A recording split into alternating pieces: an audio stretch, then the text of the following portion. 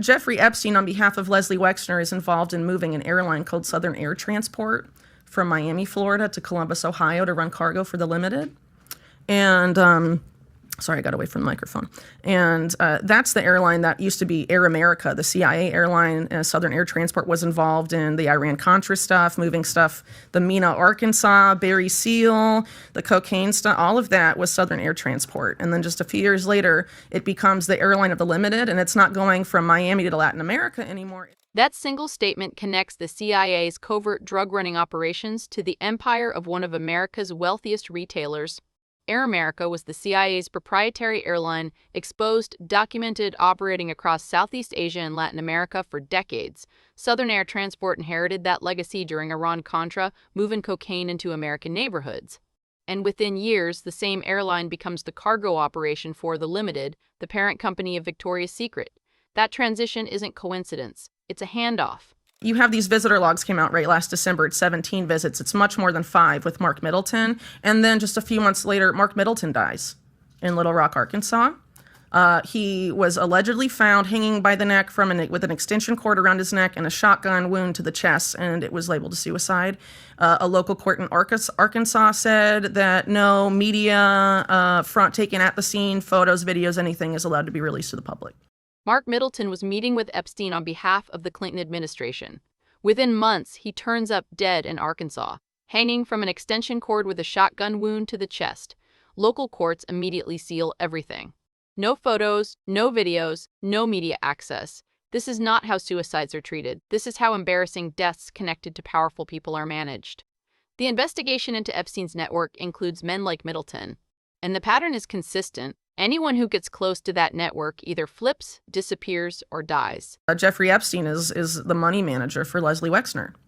And Leslie Wexner is affiliated with a group of very powerful billionaires who, at the same time that Robert Maxwell made his inroads to New York with Ghislaine sort of as the ambassador.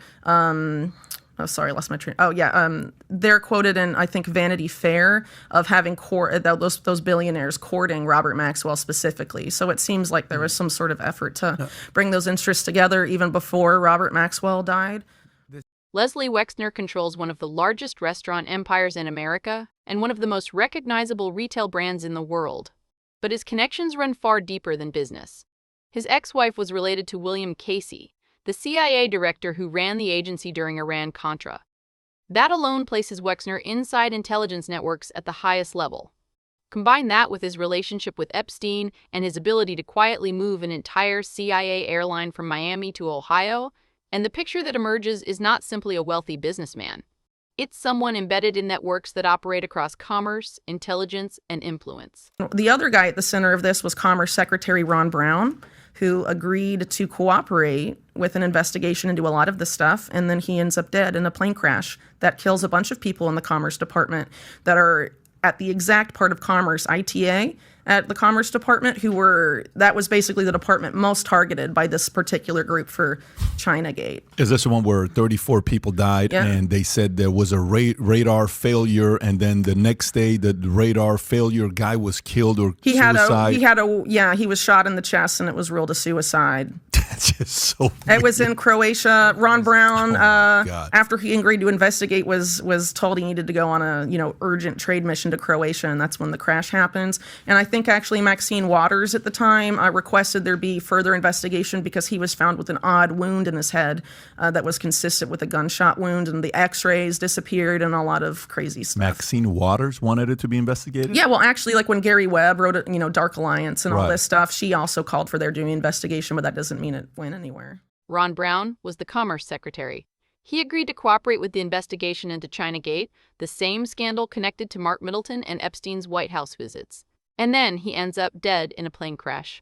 The crash killed several people from the exact department that was being targeted in the investigation. The radar technician who initially reported the malfunction was found dead the next day with a bullet wound to the chest, ruled a suicide. Maxine Waters called for an investigation at the time. The x-rays disappeared. Nothing was ever resolved. The same pattern, the same playbook, different decade. This Mark Middleton guy, most of his meetings were with Mark Middleton. You have these visitor logs came out right last December. It's 17 visits. It's much more than 5 with Mark Middleton. And then just a few months later, Mark Middleton dies in Little Rock, Arkansas. He was allegedly found hanging by the neck with an extension cord around his neck and a shotgun wound to the chest, and it was labeled a suicide. A local court in Arkansas said that no media front taken at the scene, photos, videos, anything is allowed to be released to the public. Hold on, what? He was hanging, supposedly, but with a shotgun this is hole in his again. chest? This is again from the Daily Mail citing local law enforcement that it's very crazy.